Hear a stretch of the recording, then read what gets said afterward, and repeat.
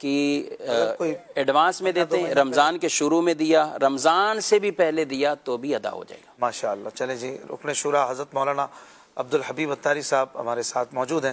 حاجی صاحب، سب سے پہلے تو بتائیے قیامت کے دن سب سے زیادہ حضور علیہ السلام کے قریب کون ہوگا؟ سبحان اللہ۔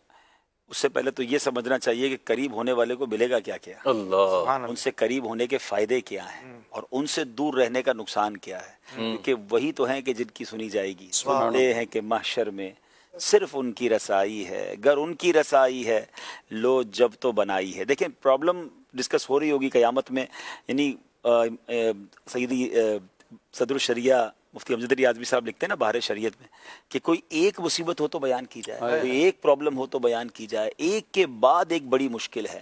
گرمی الگ مصیبت ہے، پیاس الگ پریشانی ہے، اچھا پھر ایک جو زلزلے اور ایک خوف کی کیفیت کے اندر دھماکے ہو رہے ہوں اور پہاڑ روئی کے گالوں کی طرح اڑ رہے ہوں۔ میں اس کو تھوڑا سا آج کے حساب سے امیجنیشن کروانا چاہوں گا۔ کبھی کبھی ہمارے قریب کوئی دھماکہ ہو جاتا ہے، کوئی ٹرک کا ہی ٹائر برسٹ ہو جائے یا پی ایم ٹی اڑ جاتی ہے تو دل دہل جاتا ہے، تھوڑی دیر کے لیے ہم کسی کام کے نہیں رہتے، مگر ایسی کیفیت میں ہم سے کوئی سوال جواب کرنا شروع کر دے تو یہاں ایک دن کا سوال نہیں، پوری زندگی کا سوال، پورے زندگی کے اعمال کا ثواب، نامہ اعمال بھی جو ہے وہ اس کے لیے اسکیل بنایا جائے گا، میزان عمل لگایا جائے گا۔ یعنی میں ویسے تو بہت ساری قرآن پاک کی صورتوں میں قیامت کا ذکر ہے، مگر بہت ہی مختصر اور جامع اگر میں کہوں تو سورہ قاریہ میں جس طرح ڈیفائن کیا گیا کہ وہ ایسا دن ہوگا کہ جس دن پہاڑ روئی کے گالے کی طرح اڑ رہے ہوں گے، لوگ پھیلے پتنگوں کی طرح بھاگ رہے ہوں گے۔ یوم یکون الناس کالفراش المبثوث وتکون الجبال کالعہن المنفوش۔ اور اس کیفیت میں یعنی پہلے قرآن نے سینیریو بیان کیا کہ معاملہ کیا ہوگا، خوف کتنا ہوگا، پھر اعمال کی بات کی کہ اعمال تولے جائیں گے۔ تو اب سٹیپ بائی سٹیپ سوچے، پھر پلسرات سے گزرنا، تو اب اتنی ساری پرابلمز ہیں، سولوشن کیا ہے؟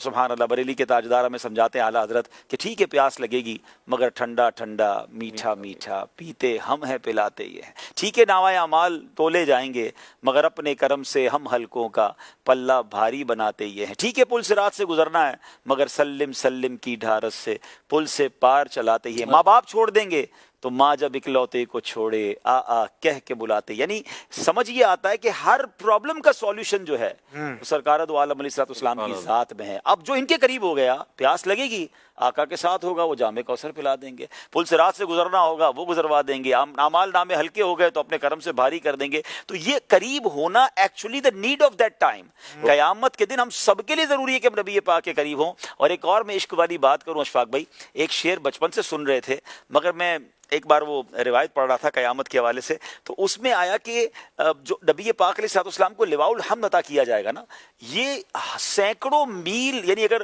گھڑ سوار گھوڑا دوڑاتا رہے تو سینکڑوں میل جتنا فاصلہ طے کرے گا، یہ اتنا بڑا پرچم ہوگا۔ اچھا اب اتنا بڑا پرچم ہوگا تو میں پھر سوچنے لگا کہ مینا کے اندر جو گئے حج پر گئے ان کو پتا ہے کہ وہاں جب لاکھوں لوگ ہوتے ہیں نا تو ان کو اپنا خیمہ تلاش کرنے کے لیے اوپر ایک بڑا سا بلون لگا دیا جاتا ہے، بڑا سا پرچم لگا دیا جو دور سے بتاتا ہے کہ یہ ہمارا خیمہ ہے۔ تو یہ تو 25 لاکھ لوگوں کے لیے حال یہ ہو جاتا ہے، وہاں تو اربوں 8 ارب لوگ تو ابھی ہیں، دنیا میں اربوں خربوں لوگ آئیں گے، سارے وہاں ہوں گے، تو what is the way to find رسول پاک علیہ السلام؟ ہم پتہ نہیں کس کونے میں ہوں گے، تو کہاں سے ڈھونڈیں گے؟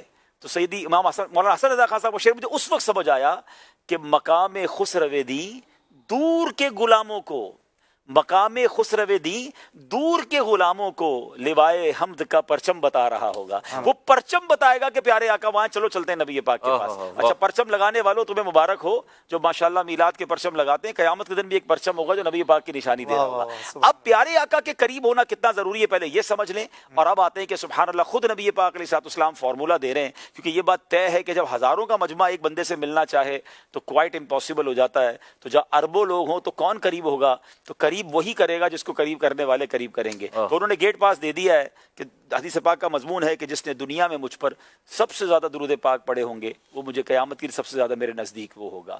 The most closest amongst you on the day of judgment، وہ وہی ہوگا جس نے مجھ پر زیادہ درود پاک پڑھے ہوں گے۔ تو میں ایک تصور بھی پیش کرنا چاہتا ہوں ناظرین کو، کبھی کبھی آنکھیں بند کر کے تسبیح لے کر جب واک کر رہے ہو نا، درود پاک پڑھے، ایسی جگہ ٹکرا نہ جائیں، یا آنکھیں نہ بھی بند کریں، امیجنیشن کریں کہ میں جتنے درود پاک پڑھ رہا ہوں نا اتنے قدم اپنے آقا کے قیامت کے قریب ہو رہا ہوں۔ ایک قیامت کا منظر ہے، ایک بہت بڑا کراؤڈ ہے، پیارے آقا کہیں جلوہ فرما ہے اور مجھے نبی پاک کے پاس جانا ہے، ہر درود مجھے ایک قدم میرے آقا کے قریب کر رہا ہے. آپ یقین کریں تسبیح رکھنے کو جی نہیں چاہے گا کہ یار تھوڑا اور قریب ہو جاؤں، تھوڑا اور قریب ہو جاؤں. تو اللہ کرے قرب مصطفیٰ قیامت کے دن ہم سب کو نصیب ہو. سبحان اللہ، بڑے خوبصورت انداز میں آپ نے بیان فرمایا.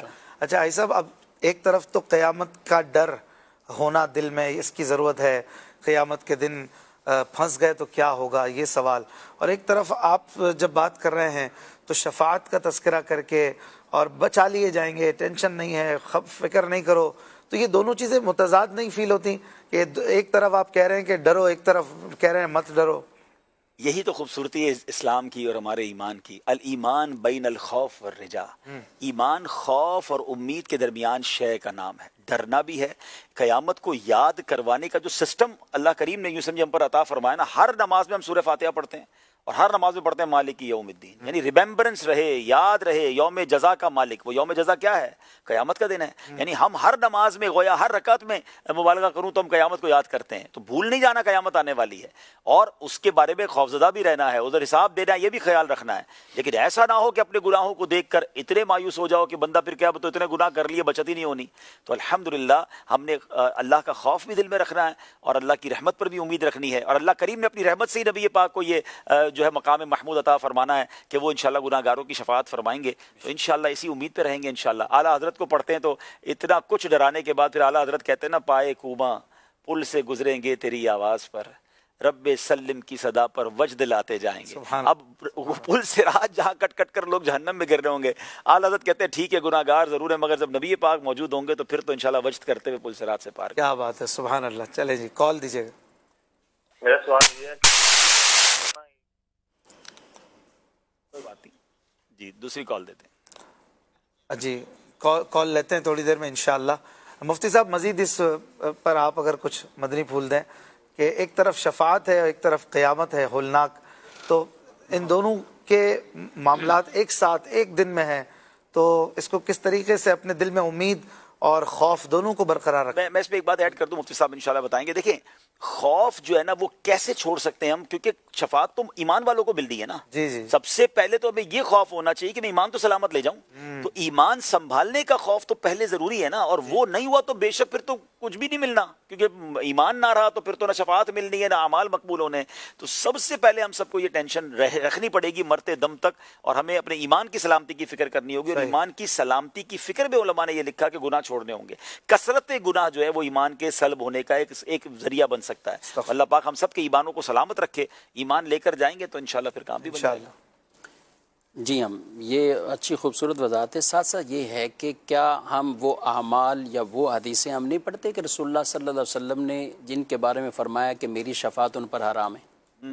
ایسے بھی تو کئی روایات ہیں ان کے بارے میں فرمایا ہے. ٹھیک ہے، پھر کیا ہم وہ روایات بھی نہیں کہ جن کے بارے میں باقاعدہ قیامت کے دن وہ بھی سخت تکلیفوں میں اذیتوں میں ہوں گے کہ جو کسی کا قتل اپنے ذمے، یہاں تک کہ چڑیا کا فرمایا کہ اگر اس کو بھی بلا سبب کوئی مار لیتا ہے. ٹھیک ہے، تو یہ اس طرح کے جو گناہ لے کر آئیں گے، کیا وہ لوگ جو اپنے ساتھ اتنے اتنے روزے، نمازیں، صدقات سب کچھ لائیں گے، مگر لوگوں کے حقوق اس طرح کے ان کے ذمے ہوں گے کہ وہ ان کو یہی نیکیاں انہیں دینی پڑ جائیں گی اور ان کے گناہ اپنے وہ کاندھوں پر لیں گے؟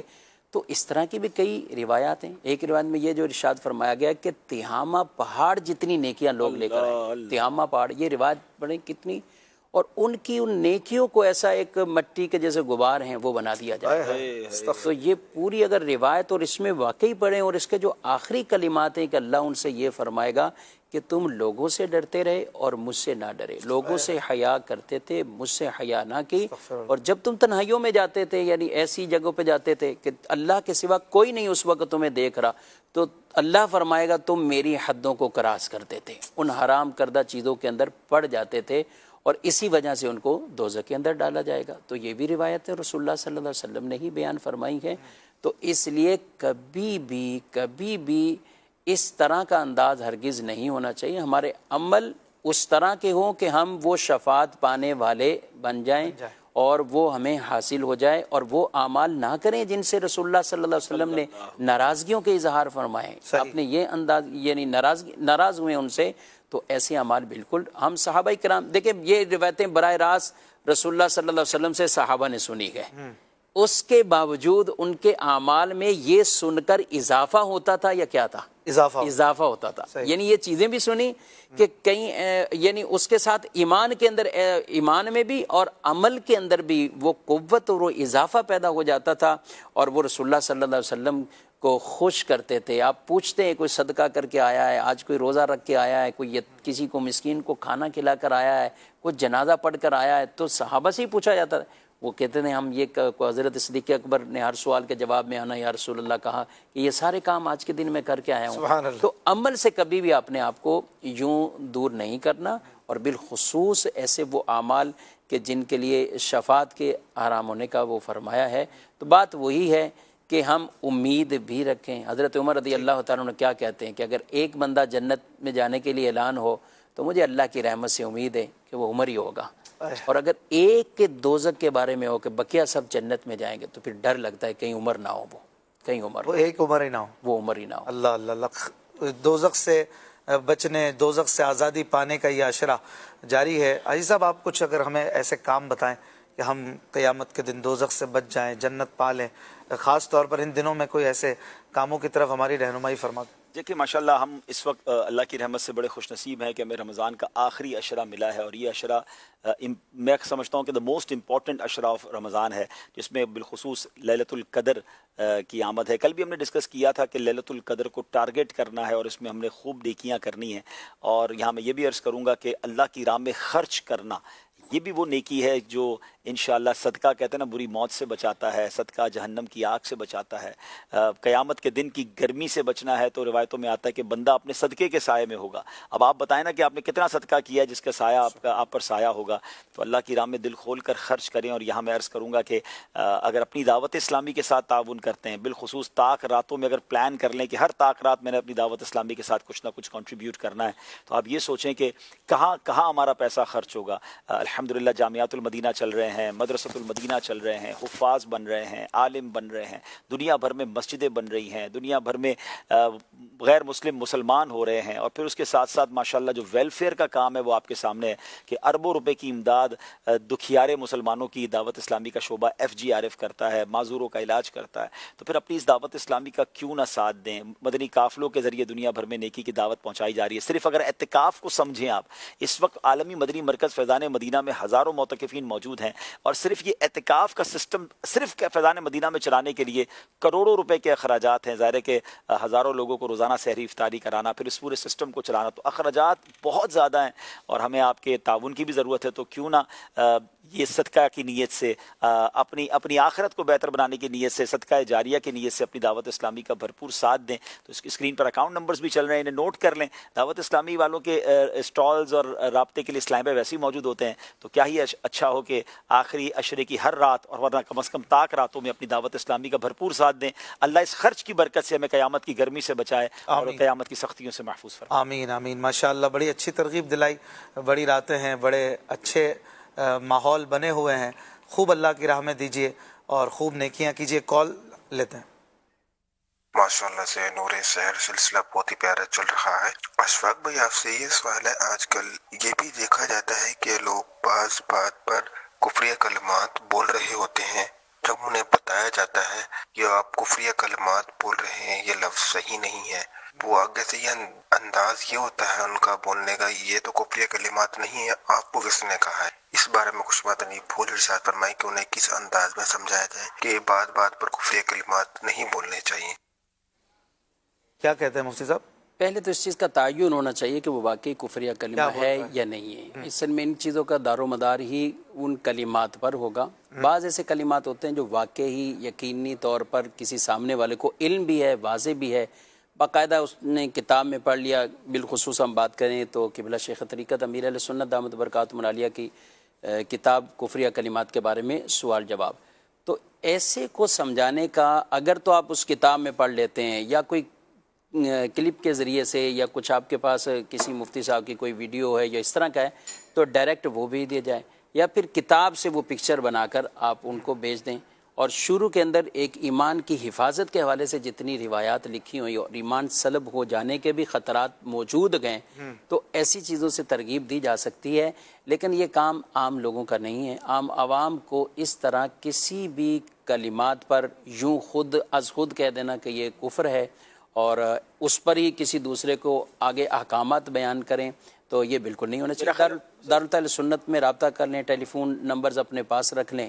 اور اس کے لیے رہنمائی ہی کا کہا جائے۔ ایک اور آسان طریقہ یہ بھی نہیں ہو سکتا اگر اس نے کوئی ایسا جملہ کہا ہے جو کفریہ کلمات کے بارے میں کتاب میں لکھا ہوا ہے کہ جملہ درست نہیں ہے، تو اس کتاب کا اسکرین شاٹ یا کوئی ریفرنس ان کو بھیج دے گا، ذرا یہ پڑھ لیں جی کہ آپ کی بات بالکل درست ہے کہ اب ڈائریکٹلی کہا، اب اس نے غلط کہا بھی، اس کے انکار کرنے لگا تو معاملہ اور شدید کہیں نہ ہو جائے۔ تو عام عوام کو تو یہی کرنا چاہیے، دارالفتہ اہل سنت کی طرف کر دیں یا وہ کتاب کے اندر سے کوئی ریفرنس بھیج دیں۔ بعض لوگ یہ ماننے کو ہی تیار نہیں ہوتے کہ کوئی جملہ بھی کفریہ ہو سکتا ہے۔